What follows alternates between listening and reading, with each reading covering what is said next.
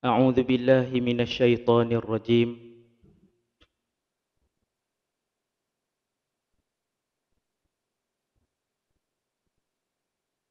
بسم الله الرحمن الرحيم.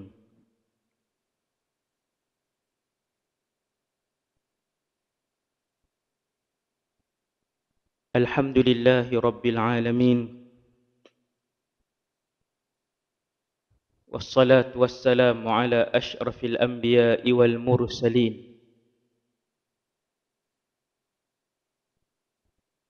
وعلى آله وأصحابه ومن تبعهم بإحسان إلى يوم الدين. ولا حول ولا قوة إلا بالله العلي العظيم.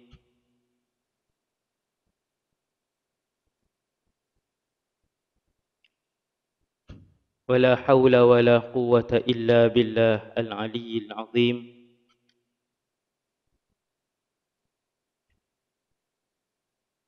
ولا حول ولا قوة إلا بالله العلي العظيم. أما بعد. Baru nampak orang macam duduk dalam syurga, bainal ashjar. Buah sikit bunga nah, boleh nah.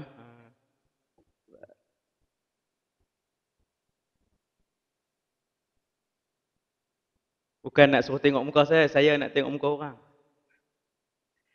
Alhamdulillah, terima kasih pada pengurusi majlis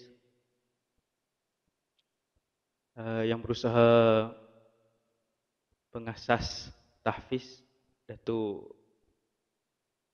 Razi.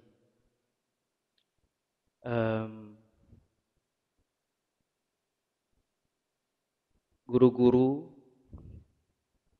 ibu-ibu, ayah-ayah, penduduk setempat, seterusnya para pelajar hamalatul Quran yang dirahmati Allah Subhanahu wa taala sekalian.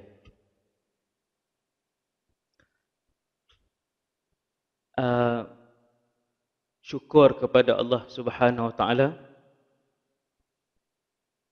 pagi ini kita dah masuk 14 hari bulan 10 2017. Macam 10 hari je. 2017 rasa macam 10 hari. Di dalam majlis pagi ini saya yakin ada yang dah berumur 50-an, 60-an. Dan kalau tanya ibu-ibu kita, ayah kita, makcik-makcik, pakcik yang hadir ni, yang umur 50-an ni, masa menjadi laju ini tidak dirasai 40 tahun yang lalu, tak rasa lagi. Saya cakap kedah nah, tak maaf nah. 40 tahun dulu kita tak rasa lagi masa hak laju ni. Yang ni saya sembang sendiri dengan orang tua lah, dengan mak saya kan. Yang basuh baju di sungai. Sungai macam sini sungai bersih lagi alhamdulillah, warna jernih kan. Di tempat lain tu warna teh ais dah, ada warna teh tarik tu. Dulu basuh baju di sungai, kemudian nak minum kena angkut air daripada sungai, kemudian nak masak kena cari kayu api pula. Tapi masa barakah. Sejak daripada zaman Rasulullah, masa itu masih barakah. Cuba tengok apa yang Nabi buat. Sehari Nabi solat lebih daripada 70 rakaat fardu dan sunat tiap-tiap hari. Para sahabat radhiyallahu anhum boleh khatam Quran setiap hari. Keberkatan masa ni, siapa yang rajin tanya, yang rajin berfikir, sehingga 50 tahun yang lalu, orang-orang tua kita masih rasakan masa itu barakah. Bila kita mula rasa masa ni jadi pendek, jadi tak ada barakah, jadi cepat. Saya rasa baru 10 tahun kebelakangan ni. Paling lama pun 15 tahun je kebelakangan ni. Hadis bahawa masa akan jadi pendek ni, Nabi sebut 1400 tahun yang lalu. Nabi kata satu hari, kalian akan melihat dan kalian akan hidup Nabi kata kalian tu kat sahabat, maksudnya tak tahu kurun mana nak jadi hadis ni, peristiwa ni. Nabi kata kalian akan duduk dalam satu zaman yataqarabu zaman, masa menjadi pendek. Masa menjadi pendek. Maka hadis ni berlalu 100 tahun, 200 tahun, 300 tahun, 1400 tahun lebih kurang. Umat Nabi Muhammad mendapati masa masih lagi barakah. Dan yang malangnya untuk saya dan kita semua ialah tanda kiamat yang disebutkan oleh Rasulullah bahawa masa itu menjadi pendek telah pun dirasai dan dilihat oleh kita pada hari ini 2017 sejak beberapa belas tahun yang lalu. Tuan-tuan tengok 2017 ni bulan 10 macam berapa hari 2017? Macam 10 hari je. Macam 10 hari, bulan 10 dah. Subhanallah. Rupanya hadis tu di belakang dia, hadis sahih, Nabi sebut kalian akan mendapati setahun itu menjadi seperti sebulan. Allahu Rabbi. Ni zaman dia. Semakin hampir dengan kiamat, kalian akan mendapati sebulan itu seperti seminggu. Semakin hampir dengan kiamat, kalian akan mendapati seminggu itu seperti sehari. Dan apabila semakin hampir dengan kiamat, kalian akan mendapati berlalunya sehari itu seperti satu percikan api sahaja. Saat. Kan semalam habis, semalam. Macam 1 saat je. 2 hari lepas dah habis, macam 1 saat sahaja. Subhanallah, betapa hampirnya kita ini dengan akhir umur dunia yang disebutkan oleh Nabi sallallahu alaihi wasallam sebagai qiyamus saah. Apabila Jibril mai dekat Nabi satu hari majlis ilmu, Nabi dengan sahabat, Jibril berupa dengan manusia, lalu Jibril datang. Lutut bertemu lutut, duduk dengan Nabi. Sahabat ramai ni. Jibril tanya beberapa soalan. Saya tak mahu hurai dah, hadis ni masyhur, semua orang tahu. Hadis ni nama dia hadis Jibril. Hadis ni juga hadis sahih. Soalan keempat, Jibril tanya, wahai Muhammad, matas sa'ah? Kiamat bila? Ni soalan best ni. Rahsia besar. Wahai Muhammad, matas sa'atu? Bilakah kiamat? Lalu Nabi memandang Sayyiduna Jibril alaihissalam yang duduk depan Nabi, bahkan bertemu lutut dengan lutut Nabi. Jawab Nabi dengan penuh yakin, mal mas'ulu anha bi'a'lama minas sa'il. Wahai fulan, orang yang bertanya pun tidak tahu bila kiamat, orang yang ditanya juga tidak tahu bila kiamat. Karena hanya sahaja yang tahu bilakah kiamat, hanyalah Allah subhanahu wa ta'ala sahaja. Malaikat hamalatul arsh yang menanggung arash juga tidak tahu bilakah kiamat. Bahkan yang meniupkan sangkakala iaitulah Israfil alaihissalam. Beliau juga radhiyallahu alaihissalam tidak tahu bilakah akan berlaku kiamat. Allah sahaja. Subhanallah. Tapi Nabi bagi tahu dia punya tanda-tanda dia.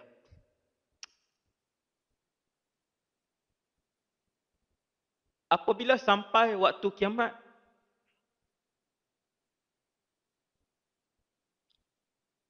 Allah akan arahkan malaikat Israfil tiup sangkakala.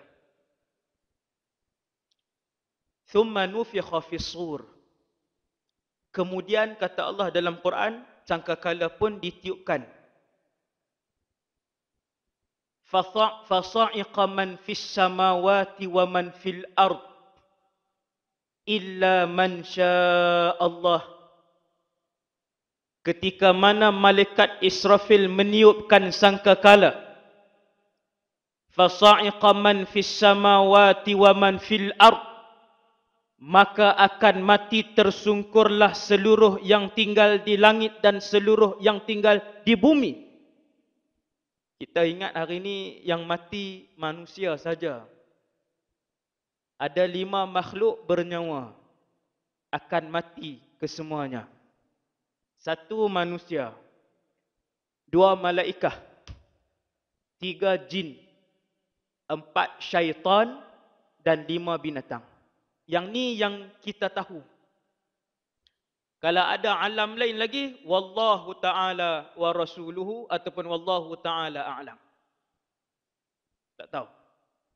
Yang Al-Quran sebut, yang Nabi sebut, makhluk yang ada nyawa 5. Yang ada roh 5. Ketika Israfil alaihissalam tiup sangkakala, 5 jenis ini mati serentak. Lalu Allah bertanyakan kepada malakul maut, siapa yang berbaki? Ni hadis. Malaikat maut pun jawab, Mikail, baqiya Israfil, wa baqiya Jibril. Berbaki setelah mana mati keseluruhan makhluk bernyawa di dalam alam ini. Tidak berbaki seorang manusia pun, tidak berbaki seorang jin pun, tidak berbaki seorang syaitan pun, tidak berbaki seekor binatang. Tinggal beberapa orang ketua-ketua para malaikat. Ni 4 orang ni ketua malaikat. Yang mempunyai jisim yang paling besar. Selain daripada tugas yang paling penting. Allah arahkan malaikat maut, cabut nyawa Jibril. Habis cabut nyawa malaikat Jibril, Allah bertanya dalam keadaan Allah Maha mengetahui siapa yang berbaki. Lalu Jibril, Israfil alaihissalam, malaikat maut menjawab, baqiya Israfil wa malakul maut. Dialah malaikat maut yang jawab ni. Lalu dicabut nyawa malaikat Israfil. Lalu tinggal dan hanyalah di dalam wujud ini ketika itu malaikat maut dan juga Allah Subhanahu wa taala. Wahai malakul maut, siapakah yang berbaki di dalam wujud ini? Malaikat maut jawab, aku dan juga Allah Al-Hayyul Ladzi La Yamut, Tuhan yang maha hidup dan tidak mati. Lalu Allah Subhanahu wa taala mengarahkan kepada malakul maut, mut ya malakal maut, matilah kamu wahai malakal maut. Lalu matilah malakul maut dan berbaqilah di atas alam dan kewujudan ini hanyalah Allah Subhanahu wa taala, seperti mana azal, iaitulah keadaan Allah sebelum adanya makhluk. Lalu Allah bertanya kepada dirinya sendiri, limanil mulkul yaum, hari ini kerajaan milik siapa? Hari ini kekayaan milik siapa? Hari ini kekuasaan milik siapa? Maka tidak ada jawapan kerana kesemua yang bernyawa telah pun mati. Dan kerajaan dan kekuasaan ketika itu adalah milik Allah Al-Wahidil Qahhar, Tuhan yang Maha Esa lagi Tuhan yang Maha Perkasa. Benda ni suasana ini akan berlaku. Sebahagian yang saya ceritakan akan kita lihat, dan sebahagian lagi kita berada di alam lain dan tidak menyaksikannya. Ada sebahagian makhluk melihat kiamat, maka bererti celakalah keseluruhan kehidupannya. Kenapa tuan? Kerana kiamat hanya akan disaksikan oleh orang kafir sahaja. Sesiapa yang beberapa saat sebelum malaikat Israfil meniupkan sangkakala, dia masih mempunyai sebesar biji sawi iman dan tauhid di dalam hatinya, besar biji sawi. Sebelum beberapa saat malaikat Israfil meniupkan sangkakala, masih berbaki di dalam jiwanya kalimah la ilaha illallah, maka dia akan dimatikan oleh Allah Subhanahu wa taala melalui angin yang keluar daripada bumi Yaman. Angin sejuk mematikan semua manusia yang bersaki-baki iman walaupun iman yang berbaki itu besarnya tidak boleh dilihat oleh mata kasar. Maksudnya sikit je iman tetapi tetap dimatikan oleh Allah kerana Allah Subhanahu wa taala tak mau dia tengok suasana kiamat yang mengerikan. Allah tak mau orang yang masih bersaki-baki tauhid di dalam dirinya. Allah tak mau orang yang masih ada iman di dalam dirinya walaupun sebesar butir pasir untuk dia menyaksikan kiamat kerana kiamat itu dahsyat. Lalu dimatikan oleh Allah Subhanahu wa taala. Lalu malaikat Israfil pun tiup sangkakala seperti yang disebut oleh Al-Quran dalam berpuluh-puluh ayat. Wa nufikha fis sur fasa'iqa man fis samawati wa man fil ardi illa man syaa Allah. Kemudian dah tiup sangkakala, tak ada dah tuan-tuan. Pokok ni tak ada dah. Semenanjung Malaysia tak ada. Benua Eropah dah tak ada. Benua Asia dah tak ada. Bumi ni tak ada. Kesemuanya ditukar oleh Allah Subhanahu wa taala. Allah sebut dalam Quran, yauma tubaddalul ardu ghairal ardi was samawat wa barazu lillahil wahidil qahhar. Hari itu kami akan menukar seluruh bumi ini. Tukar jadi apa? Tukar menjadi mahsyar. Bumi ini, sebahagian ulama sebut bahawa bumi inilah yang akan dirubah oleh Allah menjadi mahsyar. Tidak seperti mana bumi yang kita lihat. Negeri-negeri semua tak ada dah. Bangunan-bangunan tertinggi, tetapi bawah tanah ke, lautan ke, yauma tubaddalul ardu ghairal ardi was samawat. Hari itu kami menukarnya, iaitulah Allah Subhanahu wa taala. Sangkakala pertama nak pergi ke sangkakala kedua selama 40 tahun. Dalam satu pendapat yang disebutkan oleh ulama. 40 tahun tu, tuan-tuan boleh bayang, ditukar. Alam ini Allah tukarkan. Kita tak tengok benda tu. Bahkan tidak ada seorang malaikat pun yang akan menyaksikan penukaran alam tersebut. Tetapi Allah merakamkan perkara yang akan berlaku itu di dalam Al-Quran untuk direnung oleh orang-orang yang selalu mentadabbur Al-Quran. Yang selalu berhenti pada ayat-ayat Al-Quran yang bercakap tentang kiamat, tentang mahsyar, tentang barzakh, tentang kematian dan sebagainya. Maka orang yang selalu berhenti kepada ayat Al-Quran, yang selalu tadabbur dengan ayat Al-Quran, benda ni akan menginsafkan dan menaikkan iman dalam hati dia. Dia rasa insaf tengok. 40 tahun, Allah tukar. Yang keduanya, kata Allah dalam Quran, apa yang kami lakukan di antara tempoh sangkakala pertama dan kedua, yauma natwis samaa'a katayyis sijilli lil kutub kama bada'na awwala khalqin nu'iduh wa'dan 'alaina inna kunna fa'ilin. Ayat ni kita baca, cuma kita tak perasan. Yauma natwis sama, tuan-tuan tengok terjemahan tepi itu, dia tulis hari itu kami menggulung langit. Kita tak faham. Kita tak tahu apa tafsir dia. Kita pun baca ayat seterusnya. Sebab apa tak boleh bangkit keinsafan, tak boleh tingkat iman kita? Kita tak faham. Rupanya ayat yang Allah sebut yauma natwis sama, kami gulung langit itu, peristiwa gulung langit itu berlaku di antara sangkakala pertama dan sebelum ditiup sangkakala kedua. Apa Allah buat? Gulung langit. Siapa yang menggulung langit? Allah Jalla Jalaluh.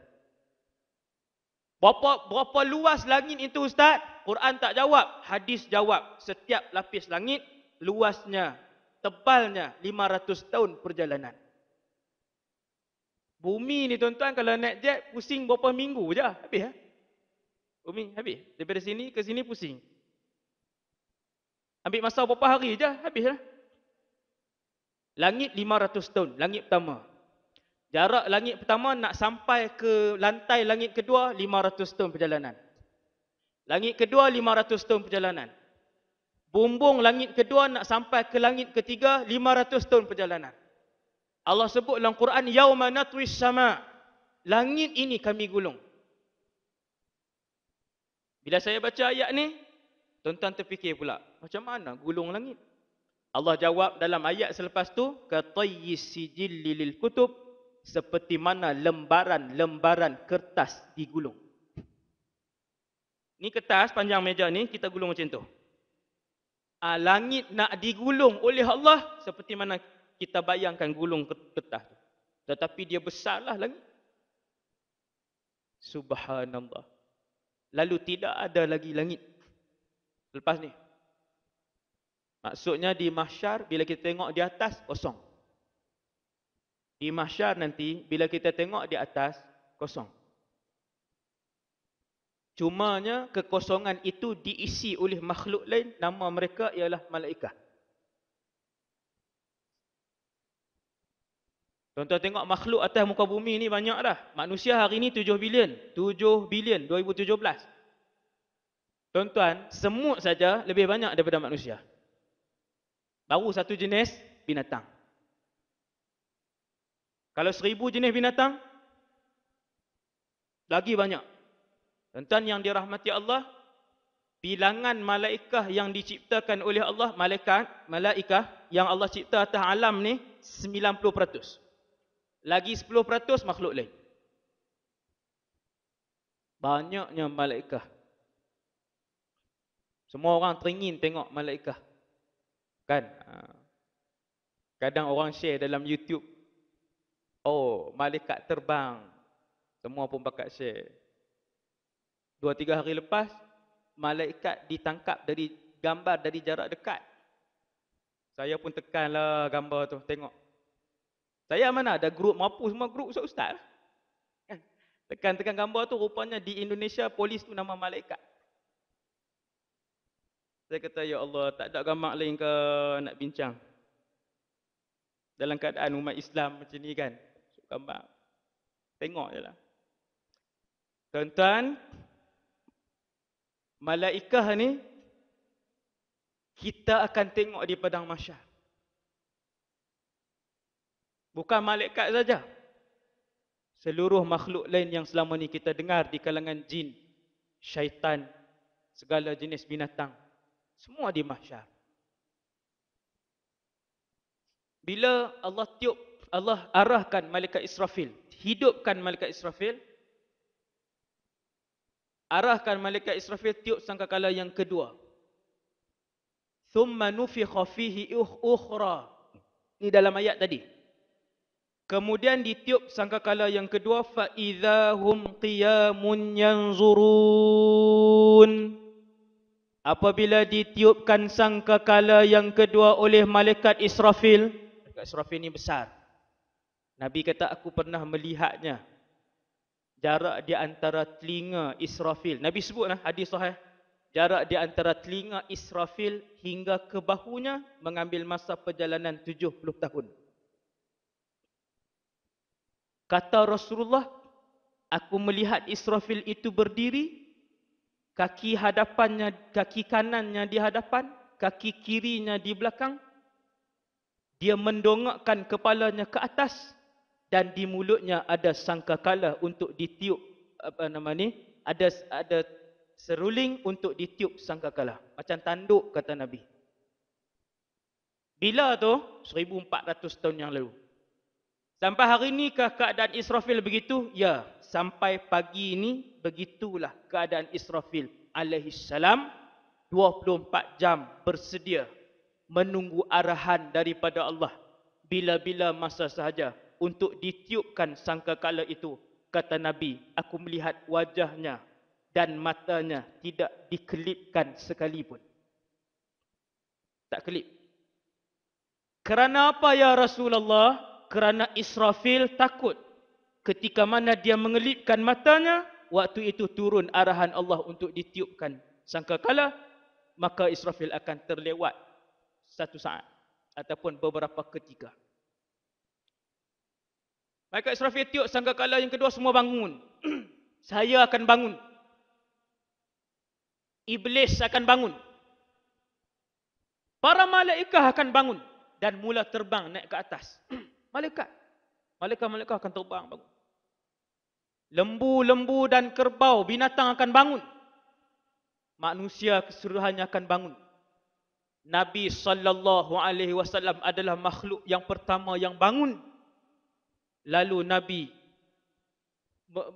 mengibas-ngibas debu yang ada pada tubuhnya. Dan kata Rasulullah, aku melihat Musa alaihissalam. Nabi Musa pun ketika itu sedang bangun. Maksudnya sama-sama awal tu. Nabi dulu, kemudian Nabi Musa. Nabi dah berdiri dah, Nabi Musa baru duduk daripada bawah. Makhluk pertama yang bangun bila malaikat Israfil tiup sangkakala adalah Nabi SAW. Nombor satu bangun. Tuan-tuan, sekali tiup seluruh makhluk hidup. Bukan 7 bilion tuan-tuan, bukan 7 bilion yang hidup hari ini. 7 bilion yang hidup hari ini. Betapa berkuasanya Allah Subhanahu wa taala. Dengan hanya satu tiupan sahaja yang diperintahkan kepada Israfil, seluruh alam bangkit dengan roh mereka masing-masing dan tubuh badan mereka masing-masing. Tuan-tuan ambil seekor semut, tak atas meja ni, tuan-tuan picit. Ni contoh saja, jangan buat. Ambil seekor semut, letak atas meja ni, picit sampai mati. Kemudian panggil 1 bilion doktor untuk hidupkan kembali semut ni. Berapa masa yang akan diambil oleh para doktor pakar ni untuk menghidupkan semut ni? Jawapan dia 10 bilion tahun pun mereka takkan hidupkan semut ini. Kerana di dalam semut ini dan di dalam badan semua yang ada roh ini, ada satu perkara, iaitulah roh yang tidak dapat diciptakan oleh mana-mana makhluk, termasuk keseluruhan para malaikat. Nampak? Bila kita baca Quran, Allah hidupkan seluruh makhluk ni, kan? Timbul keinsafan. Sebab tu Nabi suruh baca dengan tadabbur. Baca, berhenti, tengok. Itu tadabbur. Sebab tu salafus salih dulu bacaan Quran mereka dua. Yang pertamanya bacaan Quran tartil, bacaan biasa, tilawah. Dan yang keduanya qiraatu tadabburin, membaca dengan bertadabbur. Iaitulah para ulama dulu, salafus salih, bila baca sampai satu ayat, dia berhenti. Dia berfikir, dia merenung, dia timbulkan keinsafan. Dia lihat apa hukumnya, dia lihat apa tafsirannya. Dia cari apa sebab nuzulnya dan dia cari apa hikmah dan pengajaran ayat ini. Itulah tadabbur. Dan bacaan tadabbur, qiraah tadabbur inilah yang akan menimbulkan keinsafan dan iman dalam hati kita. Kemudian manusia bangkit. Sahabat tanya, "Ila aina ya Rasulullah?" Ke mana ya Rasulullah? Nabi pun jawab, "Ila ardil mahsyar." Ke tanah mahsyar. Sahabat bertanya, "Ya Rasulullah, wa ma ardul mahsyar?" Mahsyar ni apa ya Rasulullah? Nabi pun jawab, mahsyar ini ialah bumi ini, tetapi ditukar oleh Allah. Ada satu hadis tetapi dhaif, bukan dhaif yang bersangatan. Hadis tu sebut mahsyar itu adalah bumi ini, dan bumi ini Allah pilih bumi Syam untuk dijadikan sebagai mahsyar. Bumi Syam. Syam ni Syria, Palestin hari ini. Nah, yang paling banyak barakah bumi Syam yang berbaki hari ini, Syria, Palestin. Di sanalah akan ditukarkan oleh Allah Subhanahu Wa Taala jadi ardul mahsyar. Nabi kata akan tetapi dia sangat berbeza. Apa bezanya ya Rasulullah? Jawab Rasulullah, tanah mahsyar itu luas mata memandang. Tidak ada rumput, tidak ada pokok. Tidak ada bukit, tidak ada gunung. Tidak ada tasik, tidak ada sungai. Tidak ada lautan, tidak ada alur. Tidak ada bangunan, tidak ada rumah. Kata Nabi, warnanya satu sahaja. Iaitulah warnanya kalfiddatil mudhabah. Seperti warna keperak-perakan ataupun warna keperang-perangan. Satu warna saja. Kemudian dia tanah sahaja. Kalau kita jumpa pun kawan kita, kita tak boleh nak sebut, nanti tunggu saya di sana. Tak boleh. Kerana dia adalah satu tanah yang memanjang. yang kalian tidak tahu di mana penghujungnya, dek kerana luasnya tanah itu. Subhanallah. Allahu Akbar. Nabi kata apabila kalian bangun, ada 3 cara perjalanan menuju dan sampai ke padang mahsyar. Kita bangun tempat berlainan. Kita bangun di tempat yang berlainan. Nabi kata hanya ada 3 cara. Tidak ada yang keempat untuk sampai ke mahsyar. Hadis ni sahih. Nabi sebut sinfun rukbana. Kumpulan pertama adalah kumpulan yang paling mulia, yang akan sampai ke mahsyar dalam keadaan mereka menunggang kenderaan. VVIP. VVIP. VVIP akhirat ialah mereka yang paling banyak membawa ketakwaan kepada Allah Subhanahu wa taala. Itulah VVIP akhirat. Yang paling cantik tak boleh jadi VVIP di akhirat. Yang paling gagah, yang paling tough, paling sado tak boleh jadi VVIP di padang mahsyar. Yang paling kaya di atas dunia tak boleh jadi VVIP di padang mahsyar. Yang paling banyak gelaran Tun Tan Serinya tak boleh jadi VVIP di padang mahsyar. Yang paling terkenal di atas muka bumi Allah ini tak boleh jadi VVIP di padang mahsyar. Yang paling banyak membawa ketakwaan, mereka lah VVIP di padang mahsyar. Inna akramakum indallah atqakum. Yang paling mulia nanti ialah yang paling bertakwa di kalangan kalian. Tuan-tuan yang dirahmati Allah, sinfun rukbana, naik kenderaan. Bangkit, dia pun kibah ni orang Kedah kata, kibah lah apa dia sini kan. Apa ni? Sapu lah, sapu. Bukan ambil tanah sapu di badan. Buang debu apa semua, kenderaan ada di sebelah. Naik kenderaan. Mereka adalah para nabi, para rasul. Dan juga selain nabi dan rasul, mereka adalah awliyaullah wassalihin. Naik. Sinfun masyian. Kata Nabi kumpulan kedua, cara nak sampai mahsyar ni, yang kedua jalan kaki. Jalan lah. Tak kira lah. Jauh ke, dekat ke, jalan. Wasinfun, kata Nabi kumpulan yang ketiga. Tidak ada yang keempat. Sinfun yamshuna ala wujuhihim. Mereka berjalan menggunakan muka-muka mereka. Wal'iyadzubillah. Berjalan dengan muka. Tuan-tuan bayang macam mana? Kaki naik atas, kepala di bawah. Lalu mereka menghentak-hentakkan muka itu di bawah untuk berjalan. Lalu berdarahlah muka itu. Lukalah muka itu. Akhirnya hancur muka itu. Lalu sahabat bertanya, Ya Rasulullah, kaifa yamshuna ala wujuhihim?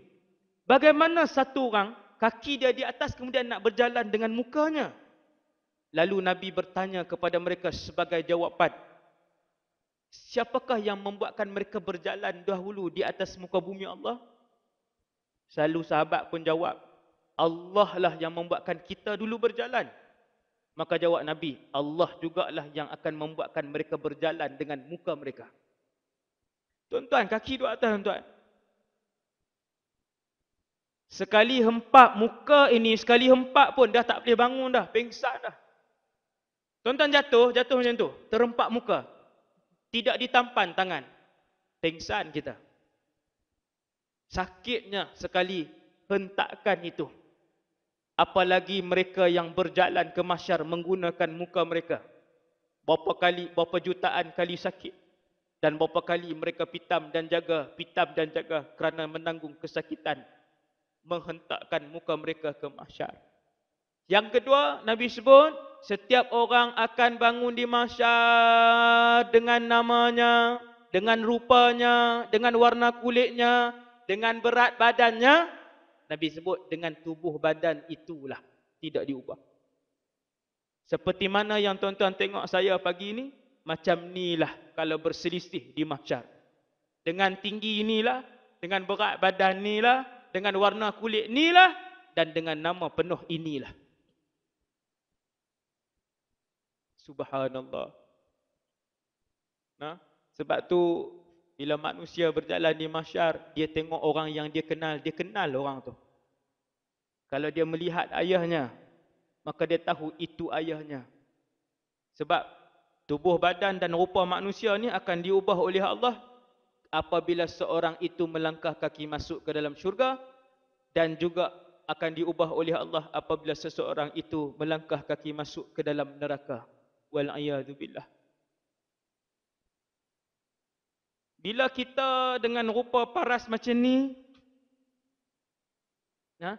sebab tu jangan sedih, yang dapat berat badan tak ideal lah, macam-macam. Warna kulit, warna tona tak ideal lah, kan? Mengukok warna ni dia. Lagi tak putih duk risau situ. Pil ambil banyak dah. Kan? Tak agak sapu krim dah 6 syarikat dah. Mahal-mahal punya. Kan? Jangan duk cari hak zahir ni. Sebab bila masuk syurga semua manusia cantik, semua lelaki, semua perempuan cantik. Bila masuk syurga semua lelaki tampan. Allah akan ubah. Yang ni pinjaman. Yang tuan-tuan tengok di dunia ni pinjaman. Ketinggian kita, warna kulit kita, apa semua ni pinjaman sementara sahaja. Tengoklah puas-puas. Tuan-tuan akan merinduinya satu hari nanti. Dan Allah akan mengubahnya menjadi lebih elok bila masuk syurga, menjadi lebih hodoh bila dimasukkan ke dalam neraka. Dan apabila satu orang bangkit di padang mahsyar, mereka akan bangkit seperti mana keadaan mereka mati. Yang mati dalam keadaan sujud, bangun di padang mahsyar dalam keadaan sujud kepada Allah Subhanahu Wa Taala. Mulianya. Yang mati dalam keadaan mabuk, bangun di padang mahsyar dalam keadaan terhuyung hayang berjalannya. Ini Nabi sebut. Sambil menyending di bahunya botol arak. Bulan lepas saya ke Miri, guru pensyarah Miri bagi tahu murid dia masuk park, bergaduh sampai keluar park, mati, kena bunuh, arak masih di tangan. Terhuyung hayang. Bangkit dalam keadaan berjalan terhuyung hayang dan mabuk menuju ke mahsyar. Allahu Akbar. Mereka akan bangkit seperti mana saat kematian mereka. Wal'iyadzubillah. Maka dengan sebab itu kita mohon dengan Allah, Allahumma khtim lana bihusnil khatimah. Ending ni tuan-tuan penting, ending ni penting. Kemudian bila berjalan ke mahsyar ni tuan-tuan, sekali sekala kita nampak ibu kita. Kita kalau berpisah dengan mak lama dah, kalau jumpa kita pergi tak ke mak kita? Berniaga kita tinggal, anak kita tinggal, kita pergi kat mak kita. Kita kalau pisah lama dengan anak kita tuan-tuan, semua urusan kita tak mau tengok. 20 tahun tak jumpa anak, contoh, baru 20 tahun. Tuan-tuan, tiba-tiba nampak di mahsyar, kita kejar tak anak kita? Allah Subhanahu Wa Taala sebut di dalam Al-Quran, surah yang kita semua hafal saya rasa. A'udzubillahi minasyaitonirrajim. Yauma yafirrul mar'u min akhihi. Orang panggil apa? Orang Kedah panggil surah Muqaddam. Juzuk 30 surah Muqaddam tu, juzuk amma. Yauma yafirrul mar'u min akhihi. Seseorang itu akan lari daripada abang, kakak dan adiknya sendiri. Bila? Di mahsyar. Dia nampak abang dia. Abang dia tengok dia. Abang dia paling ke arah lain. Dia pun paling ke arah lain. Siapa pun orang itu, termasuk saya yang bercakap. Wa ummihi wa abi. Tengok ni Quran cerita mahsyar ni. Kita baca ayat ni selama ni kita baca. Kita tak tahu. Rupanya ayat itu menceritakan ketika mana manusia sedang berjalan menuju mahsyar. Mereka melihat ibu dan ayah mereka. Ayah mereka pandang ke arah lain. Dia juga pandang ke arah lain. Walaupun itu ayahnya dan ayahnya. Walaupun itu anaknya. Wa sahibatihi wa bani. Allahu Rabbi. Apa dia sahibah? Isteri. Suami nampak isteri. Jauh. Si isteri itu ternampak suami. Lalu isteri memalingkan mukanya segera. Lalu suami memalingkan mukanya segera. Wa sahibatihi wa bani. Anak-anak. Kenapa ya Rasulullah? Likulli imri'in minhum yawma idzin sya'nun yughni. Allah jawab. Allah Ta'ala kata, kenapa anak tidak melihat wajah ayahnya? Kenapa suami tidak pergi kepada istrinya? Kenapa ibu tidak pergi kepada anaknya dan peluk anaknya? Kerana setiap orang hari itu sibuk dengan kejahatan dan dosa yang dibawa oleh diri mereka masing-masing. Semua sibuk. Hari mahsyar.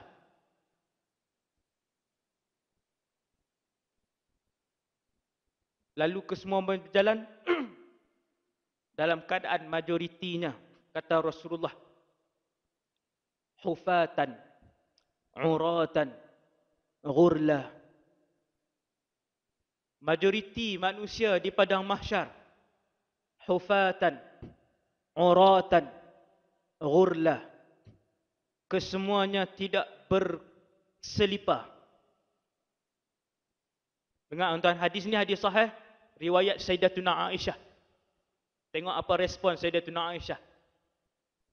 Nabi kata majoriti. Berapa majoriti? Sekali saya sebut.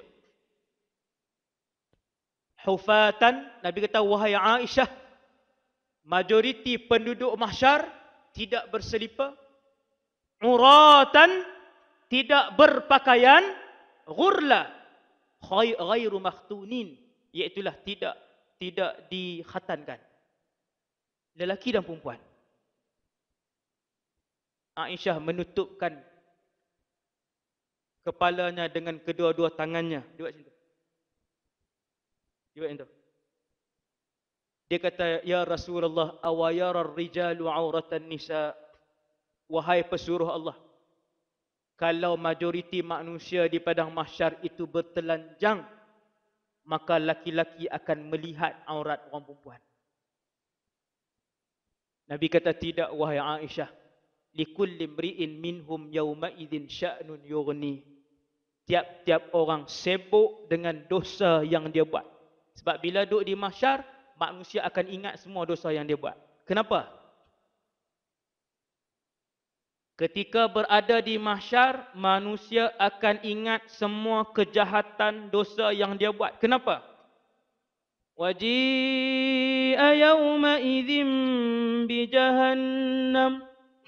Kan ayat tu pun kita baca. Surah Muqaddam juga tu. Yawma idzin yatadhakkarul insanu wa anna lahu dzikra. Tuan-tuan tahu apa yang berlaku?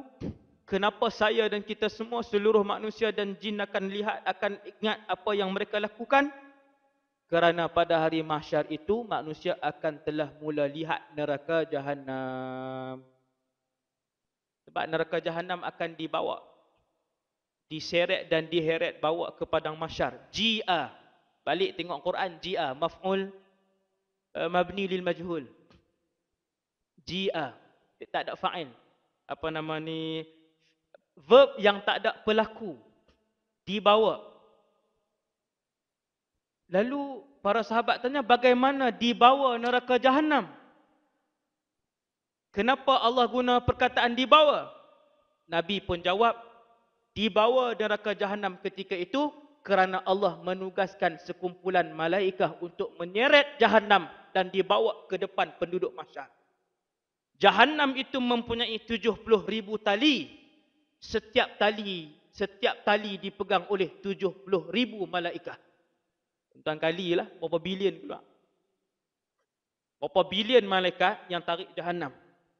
Sampai di depan penduduk mahsyar, sebab tu Allah Ta'ala guna perkataan, waji'a yawma idzin bi jahannam.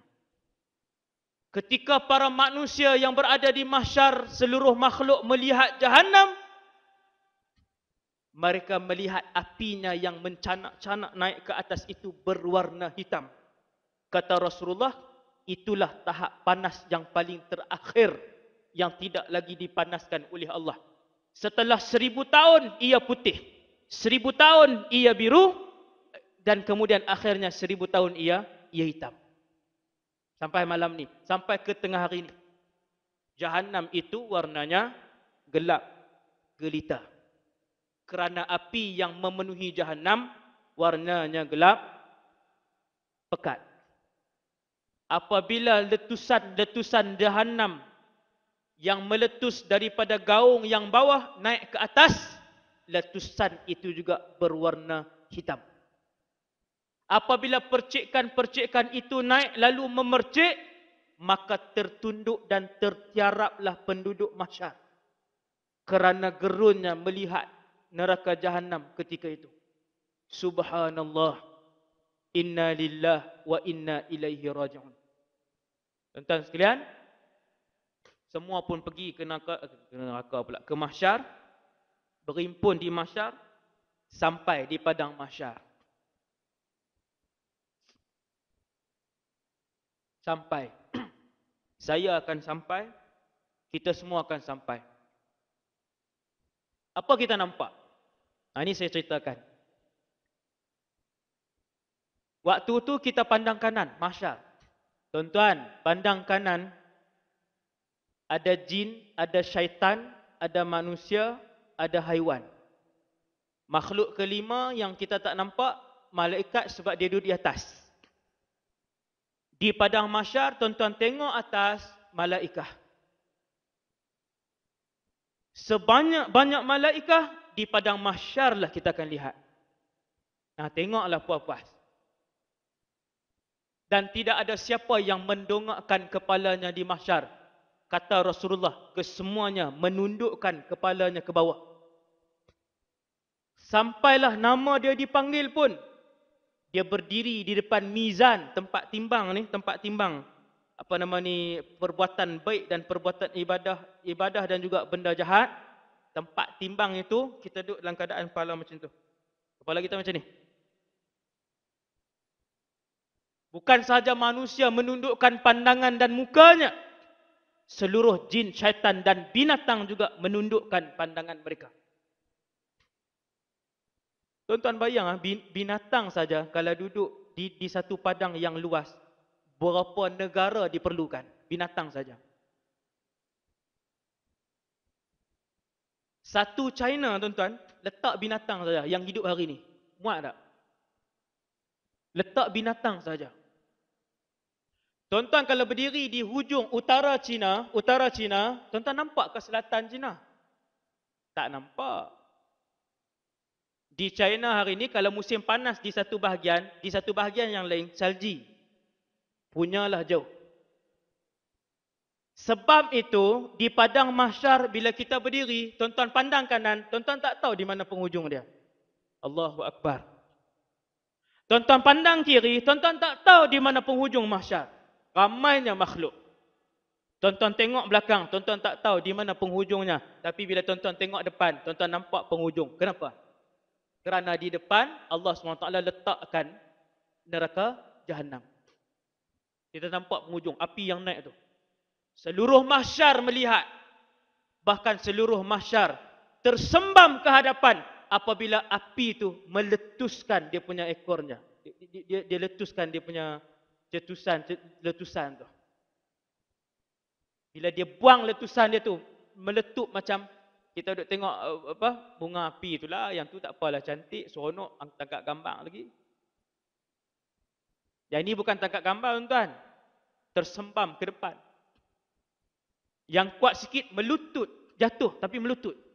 Allah sebut dalam surah Al-Jathiyah, surah yang orang berteleku. Apabila tengok di depan, kita nampak neraka Jahannam. Dan di depan jugalah akan diletakkan mizan. Tapi belum lagi. Belum lagi. Kenapa? Sebab penduduk mahsyar dibiarkan. Berdiri ya, berdiri. Semua berdiri. Tidak dibenarkan duduk. Ramainya makhluk ketika itu di atas mahsyar. Setiap orang hanya ada ruang untuk meletakkan dua tapak kakinya saja. Ini saya tak terjemah dah, hadis-hadis ni lagi panjang. Dia letak dua tapak kakinya, undur selangkah ke belakang, pijak orang. Selangkah ke depan, pijak orang. Selangkah ke kanan ke kiri, pijak orang. Ada orang tertanya-tanya, Ustaz, takkan binatang pun bawa ke mahsyar? Binatang kan tidak mukallaf.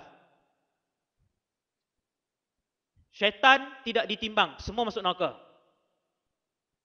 Binatang tidak ditimbang, syurga pun tidak, neraka pun tidak. Ditukar menjadi tanah. Kemudian kenapa dibawa ke mahsyar? Nabi kata binatang dibawa ke mahsyar kesemuanya. Kerana ada orang masuk syurga sebab binatang, ada orang masuk neraka sebab binatang. Jaga elok-elok. Tuan-tuan jangan tengok anjing, kita anggap kita lebih mulia daripada anjing tu.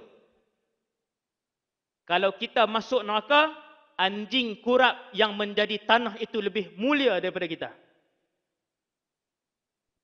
Binatang. Dan kenapa Allah bawa binatang di mahsyar?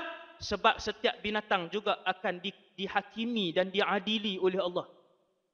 Subhanallah. Lalu dia bawa 2 ekor kambing. Seekor bertanduk dan seekor tidak. Lalu diarahkan kambing yang bertanduk itu untuk menanduk yang tidak bertanduk. Kerana dahulu di dunia dulu, yang bertanduk di mahsyar itu, dia tidak bertanduk. Lalu dia dipukul oleh kawannya. Dan dia tidak dapat membalas tandukan dan pukulan itu. Allah panggil 2 ekor tadi. 2 ekor tu. Kan? Habis padu lah bahasa tu. Ha? Allah panggil 2 ekor tadi. Duduk di hadapan seluruh makhluk di mahsyar. Hari ini kalian akan melihat keadilan dan rahmat aku. Habis kambing ni balas tandukan, lalu Allah arahkan, wahai kambing, bertukarlah kalian menjadi tanah. Waktu itulah penduduk di mahsyar dalam keadaan tunduk ni bisik kepada kawan sebelah, ya laitani kuntu turaba. Ya laitani kuntu turaba. Surah apa? Surah Amma, kan? Yauma yanzurul mar'u ma qaddamat yadah wa yaqulu ya laitani kuntu turaba. Apa maksud dia? Bila semua melihat api Jahannam sedang marak naik, melepaskan letusan-letusan dia, melihat binatang-binatang ditukarkan oleh Allah menjadi tanah, tidak masuk syurga, tidak masuk neraka, orang-orang kafir kata, ya Allah, kalau kami jadi tanah pun tak apa. Habis, tak boleh dah terlambat. Sudah terlambat. Kalian akan ditimbang. Sekumpulan masuk syurga, sekumpulan masuk neraka. Allah arahkan Malik Nabi Adam alaihissalam, wahai Adam, ib'ath ba'than nar. Asingkan penduduk mahsyar ini, ahli syurga dan ahli neraka. Yang ni tuan-tuan akan tengok berapa peratus dia. Ni hadis ni, tuan-tuan tengok berapa peratus dia. Allah panggil Nabi Adam selaku bapa kepada segala makhluk yang bernama manusia. Ni kita ni, atuk kita satu. Adam alaihissalam. Adam bin apa? Adam alaihissalam. Tidak berayah. Bapa segala manusia. Wahai Adam, asingkan antara ahli syurga dan neraka. Lalu sahabat pun bertanya, ya Rasulullah, berapa banyak ahli syurga dan berapa banyak ahli neraka? Lalu Nabi pun jawab, tuan-tuan tengok jawapan Rasulullah. Min kulli alfin. Daripada setiap 1000 akan diasingkan oleh Nabi Adam alaihissalam satu ahli syurga, 999 adalah ahli neraka. Maka bertempiklah para sahabat, bertakbirlah mereka, Allahu Akbar. Sebahagiannya beristirjang, inna lillahi wa inna ilaihi raji'un. Risau mereka. Tuan-tuan, 1000 seorang saja. Kita ni, saya rasa 500 orang ni. Baru separuh masuk syurga. Separuh, bukan separuh daripada 500 tu. Separuh daripada seorang. Allahu Rabbi.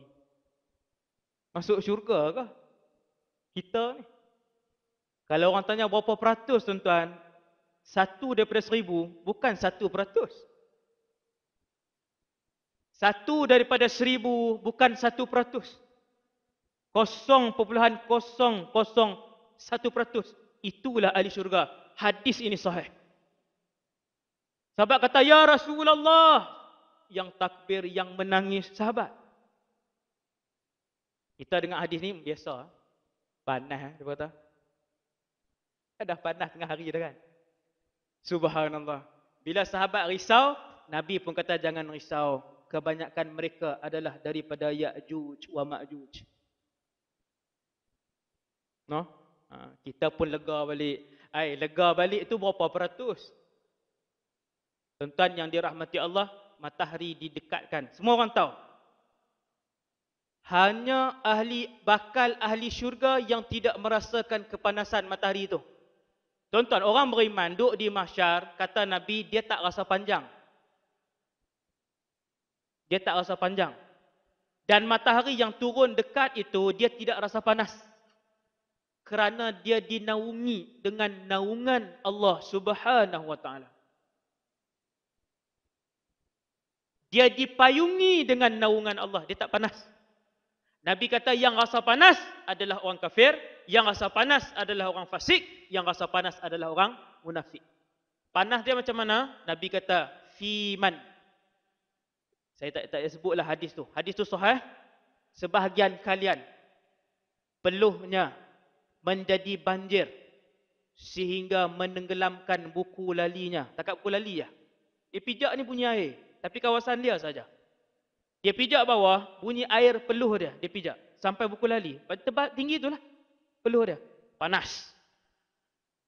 Dan ada di kalangan kalian yang peluhnya mencapai lututnya. Lutut entah. Tapi kawasan dia saja. Ini lebih panas. Kita kalau panas sangat tuan-tuan takkan sampai banjir. No? Nak bagi tahu kata betapa panasnya orang-orang yang jauh daripada rahmat Allah, maka semakin panaslah mereka. Ada di kalangan kalian yang peluhnya sampai di dadanya, ada di kalangan kalian yang peluhnya sampai di bahunya, ada di kalangan kalian yang peluhnya sampai di antara hidung dan mulutnya. Lalu Nabi meletakkan tangannya, menunjukkan paras peluh itu. Nabi buat macam ni. Nabi buat macam ni. Duduk sini peluh dia.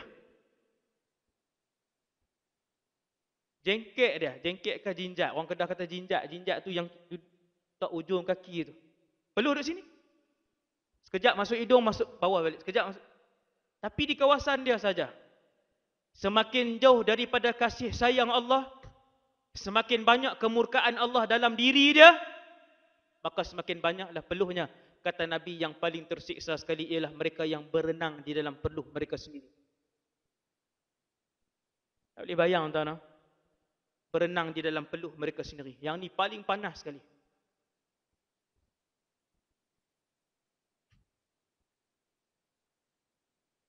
Selepas terlalu lama berada di mahsyar, lama sangat berdiri di mahsyar. Tuan-tuan tahu berapa lama berdiri di mahsyar tu? Para ulama sebut, setelah kesemuanya berdiri, ditimbang belum, disiksa belum, tak siksa lagi, tak ditimbang lagi. Nabi ada dalam kumpulan itu, para malaikat ada di atas, para rasul ada di situ, orang-orang awliya, salihin ada di situ. Tidak dimulakan timbangan. Kata para ulama, tempoh yang paling minimum kita semua akan berada di mahsyar, tempoh yang paling minimum. Dengarlah wahai umat Rasulullah yang masih hidup, panjangnya ialah 50,000 tahun. Yang tu yang paling singkat. Sebab Allah sebut dalam Quran, khamsina alfasanah, 50,000 tahun. Subhanallah. Kata Imam Ibn Kathir ataupun Imam Ibn Al-Athir, salah satu daripada dua ni, lamanya manusia di padang mahsyar sehingga berlubang perut mereka. Lubang. dan berlubang pipi dan juga tengkuk mereka kerana terlalu haus mereka. Bila dah 50,000 tahun, kenapa Allah belum memulakan perhitungan? Lalu manusia beramai-ramai berjumpa dengan Nabi Adam alaihissalam sebab dia rasul hebat. Nabi Adam rasul hebat. Di antara rasul dengan malaikah yang lebih mulia adalah para rasul. Ni iman kita begitu, ada disebut dalam kitab tauhid. Apabila rasul lebih mulia dari malaikat, manusia mula mencari rasul-rasul yang hebat. Mereka jumpa dengan Nabi Adam. Wahai Nabi Adam, siapa yang pergi jumpa ni tuan-tuan? Seluruh manusia di mahsyar. Ya Adam, wahai Nabi Adam, anta abul bashar, kamu adalah bapa kepada semua para manusia. Mintalah syafaat kepada Allah untuk dimulakan perhitungan. Apa jawab Nabi Adam? Nafsi, nafsi. Hari ini aku hanya boleh selamatkan diriku. Nabi, Rasul tuan-tuan, Rasul. Berapa umur Nabi Adam? 940 tahun. Waktu Nabi Adam wafat, umurnya 940 tahun. Berapa kali Nabi Adam buat dosa? Sekali. Kesalahan. Berapa kali Nabi Adam melakukan kesalahan? 940 tahun sekali. Apa Nabi Adam jawab? Nafsi, nafsi. Aku tak boleh selamat orang lain. Kerana dulu aku ada melakukan kesalahan, melanggar larangan Allah. Aku makan buah dari yang dilarang oleh Allah Subhanahu Wa Taala, dari pokok yang terlarang. Baru buat satu dosa, kita hak sejuta dosa ni. Saya dan tuan-tuan yang puluhan ribu dosa, nak jawab apa di depan Allah? Nabi Adam kata nafsi, nafsi. Sehingga sanggup Nabi Adam berkata kepada seluruh manusia yang mohon syafaat ketika itu. Nabi Adam kata, idhabu ila ghairi. Pergi kat Nabi lain. Subhanallah. Idhabu ila ghairi. Kalau Rasul cakap pergi kat Nabi lain, ayah nak bela anak dia di padang mahsyar. Anak nak membela ibu dia di mahsyar. Abang nak membela adik dia di mahsyar. Jauh sama sekali. Idhabu ila ghairi. Nabi Adam kata, pergi cari Rasul lain lah. Aku tak mampu memberi syafaat kepada kalian. Begitulah bila jumpa Nabi Isa, jawapan yang sama. Jumpa Nabi Musa, jawapan yang sama. Jumpa Nabi Ibrahim, jawapan yang sama. Nabi Ibrahim jawab benda yang sama. Nabi Ibrahim kata, idhabu ila ghairi. Pilah kat Nabi lain. Akhirnya manusia keseluruhannya datang kepada Nabi SAW. Kesemuanya. Apabila sampai di depan Nabi, mereka pun berkata, wahai pesuruh Allah, kamu adalah kekasih Allah. Ya Rasulullah, kamu adalah kekasih Allah. Permohonan kami pada hari ini adalah supaya kamu bercakap dengan Allah. Untuk kami di sini, seluruh penduduk mahsyar, dimulakan perhitungan. Bukan syafaat masuk syurga, tuan-tuan. Syafaat mula perhitungan. Lalu Nabi pun bercakap, ana laha. Aku berhak untuk memberi syafaat. Aku berhak untuk memberi syafaat. Nabi pun tampil ke hadapan, sujud di bawah arash. Nabi pun memohon kepada Allah. Sehinggalah Allah Subhanahu Wa Taala bercakap kepada Rasulullah, wahai Muhammad, angkatlah kepala kamu. Mintalah apa sahaja, nescaya akan dimakbulkan. Berilah syafaat wahai Muhammad, kamu akan memberi syafaat. Sallallahu alaihi wasallam. Tuan-tuan bayang waktu tu betapa berbunga-bunganya hati kita selaku umat Nabi Muhammad sallallahu alaihi wasallam.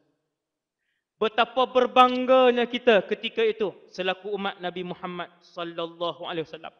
Betapa gembira dan seronoknya kita ketika itu menjadi umat Nabi Muhammad sallallahu alaihi wasallam, satu-satunya umat di atas padang mahsyar yang akan datang dalam keadaan tubuh badan anggota wuduk mereka bercahaya-cahaya.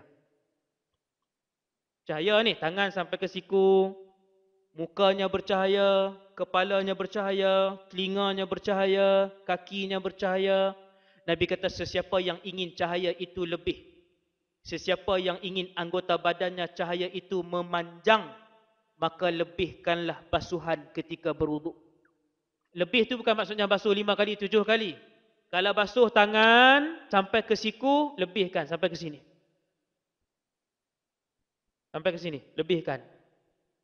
Sebahagian sahabat dia lebihkan basuh tangan sampai ke sini, bahu. Dia basuh dari sini sampai ke sini. Hadis tu hadis sahih. Faman istata'a minkum an yutila ghurratahu falyaf'al. Nabi kata siapa yang nak anggota wuduk dia cahaya itu lebih, panjangkan basuhan itu.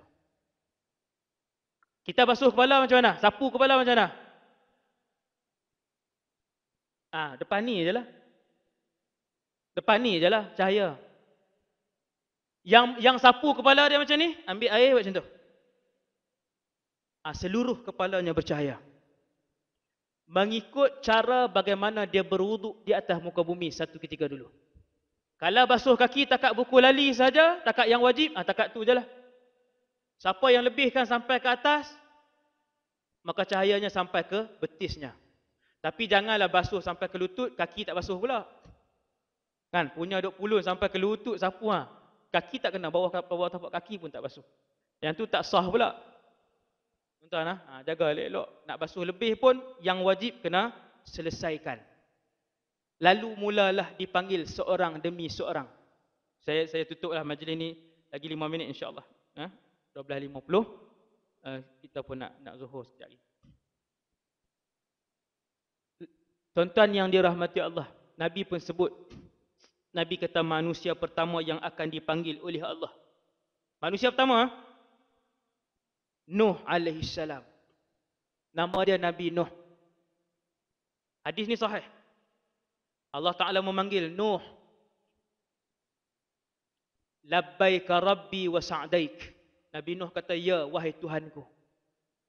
Lalu berjalanlah Rasul yang bernama Nuh ini ke depan. Tuan-tuan tak terfikirkah satu soalan, iaitu adakah para Rasul juga ditimbang amalan dia satu persatu? Rupanya jawapan tu Quran dah sebut dah. Ini rugi kita baca, kita tak faham ni, sangat rugi. Falanas'alanna alladhina ursila ilaihim walanas'alannal mursalin. Dalam Quran Allah sebut para rasul kami akan tanya, kami akan soal, kami akan selidik, kami akan timbang mereka. Lalu Nabi Nuh dipanggil. Lalu Allah berkata kepadanya, wahai Nuh, hal ballaghta qaumak, wahai Nuh, apakah kamu telah menyampaikan dakwah kepada umat kamu? Dalam keadaan Allah Maha mengetahui Nabi Nuh telah menyampaikan amanah itu 100% dengan jayanya.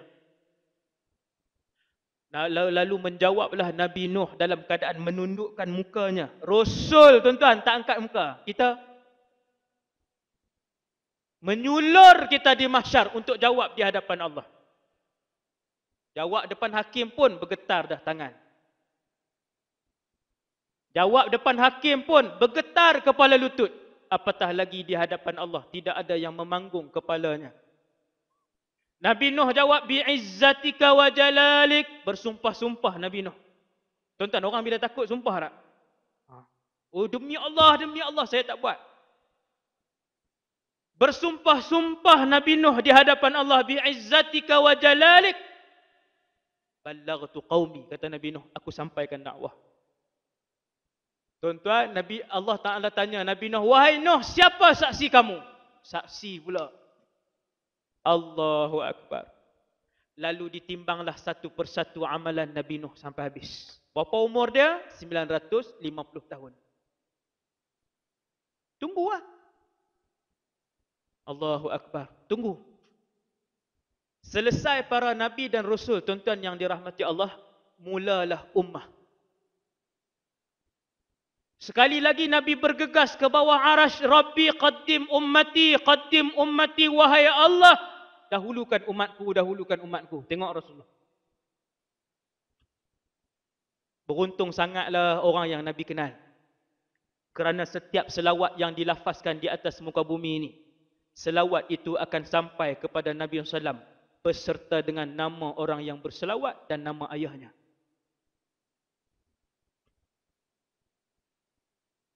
Allahumma salli ala Sayyidina Muhammad. Bila Nabi minta qaddim ummati, lalu diumumkan di mahsyar, sesiapa yang di kalangan kalian umat Muhammad sila tampil ke hadapan, semua datang ke depan. Seronok tak tuan-tuan potong queue ni? Potong queue memang seronok lah.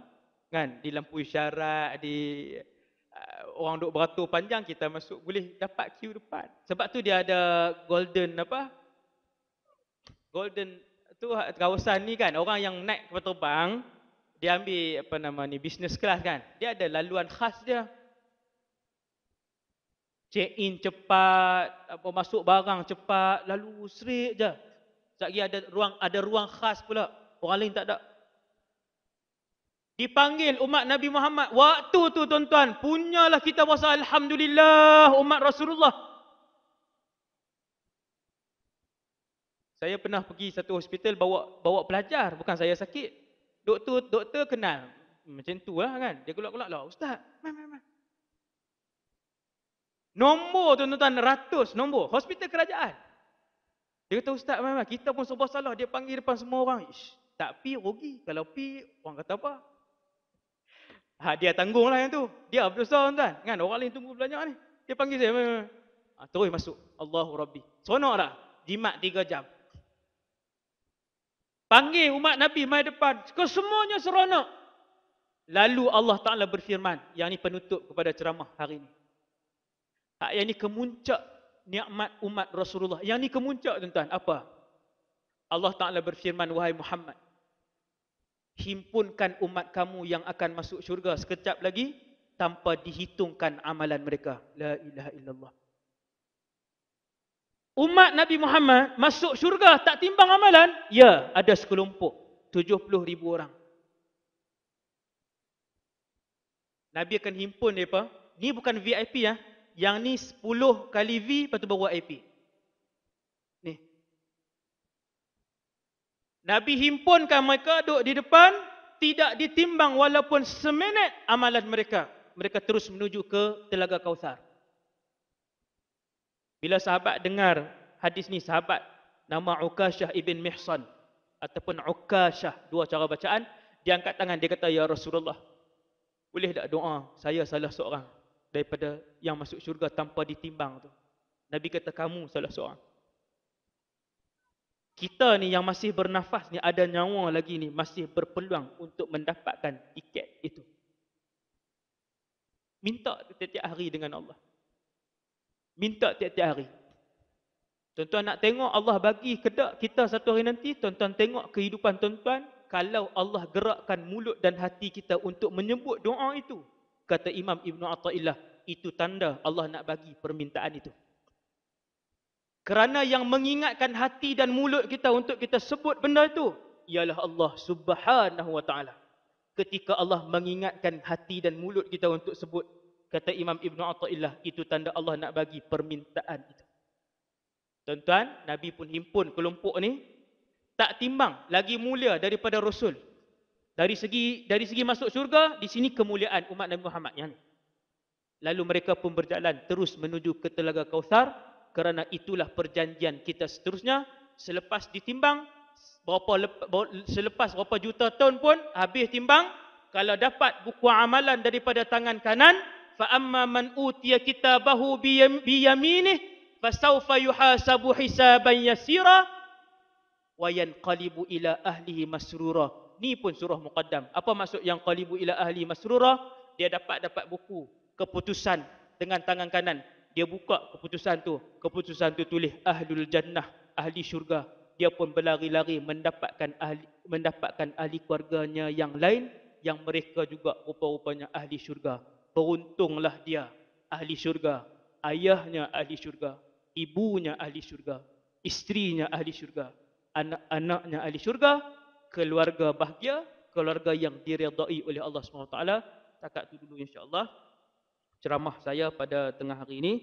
Yang baik daripada Allah Subhanahu Wa Taala, yang lemah dan kurang daripada diri saya sendiri.